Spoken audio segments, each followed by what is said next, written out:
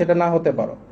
এবং এই গল্পে এই ওয়ার্ডগুলি মা মেয়েকে খানকি ডাকছে, এটা মানে বারবার আসছে। আমি জানি না এই গল্পটা আমাদের সাহিত্য বা ইংলিশের ক্লাস নাইনের বইয়ে থাকার কতটা প্রয়োজন। আপনারা এই যে ভাইয়া বলছিল যে আমাদের ইসলামিক আমরা আন্দোলন করেছি ইসলামের জন্য, এবং উনি বলছিল যাতে ইসলামিক ভ্যালুজ রাখে, আমাদের সংস্কৃতি যাতে ইসলাম এর যে মূল্যবোধটা সেটা আসে। আমাদের নবী করিম সাল্লাল্লাহু আলাইহি ওয়াসাল্লাম কি এই ধরনের ওয়ার্ড ব্যবহার করা কোনো গল্প বা এই শিক্ষার মধ্যে দিয়েছিল? কোরআনে কি এই ধরনের ওয়ার্ড আছে? তাহলে আমাদের এই ওয়ার্ডের এই গল্পের, এবং আমি লেখক যিনি লিখেছে গল্পটা তার ব্যাপারে খুঁজলাম, সে হচ্ছে একজন নারীবাদী। তো যার কারণে আরেক জায়গায় মা তার মেয়েকে বলছে এই একই গল্পে যে এই ওষুধটা এইভাবে বানাতে হবে যেখানে তোমার বাচ্চা সৃষ্টি হওয়ার আগে বাচ্চাকে তোমরা ফেলে দিতে পারো। নাউযুবিল্লাহ। এই গল্প তারা হচ্ছে 2025-এ এসেছে। এই জন্য আবু সাঈদ শহীদ হয়েছিল নাকি? এই জন্য তাহলে ইন দ্যাট কেস আমাদের তো আমরা কি চেষ্টা করেছি প্রত্যেকটা কমিটির মধ্যে একজন আলেম রাখার জন্য? না, দাবি তুললে তো হবে না, আন্দোলন তো আমরাও করেছি। আমাদের এখানে স্টেক আছে না, শুধু দাবি তুললে হবে? তো যার কারণে এটা তো আপনারা দেখবেনই।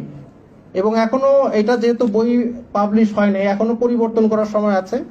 আমি চাই যে আপনারা একটু চিন্তা করেন যে আমাদের সংস্কৃতির সাথে এই ধরনের গল্প যায় কিনা।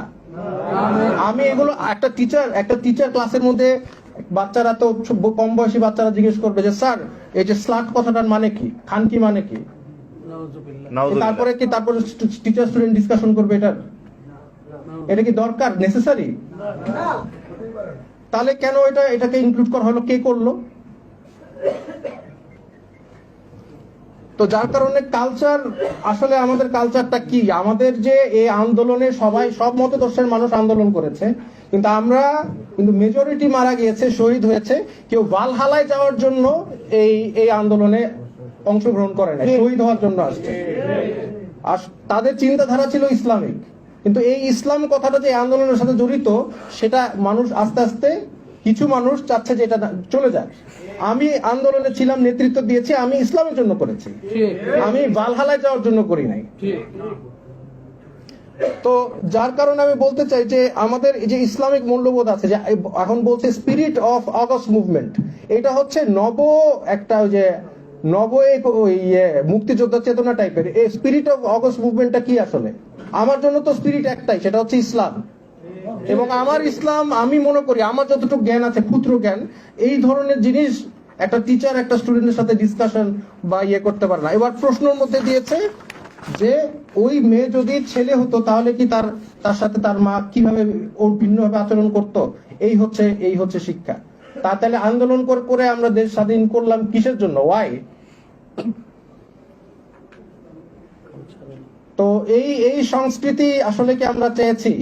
এটা আপনারা একটু চিন্তা করেন, ভাবেন, আর একটু এই জিনিসটা নিয়ে আপনারা একটু দেখেন যে আমরা আসলে এই ধরনের, এখনো তো সময় আছে, ছাপানো হয় নাই, যাতে আমরা আশা করি এই গল্পটা যাতে বইয়ে না থাকে।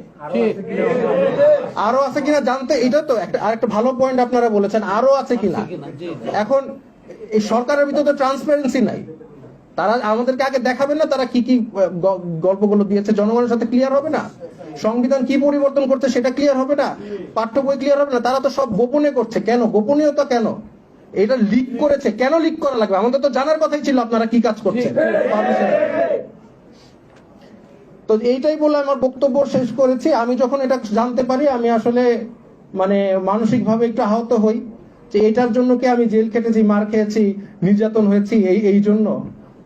তো যাই হোক, আমি এই বলে আমার বক্তব্য শেষ করছি। আসসালামু আলাইকুম। ধন্যবাদ।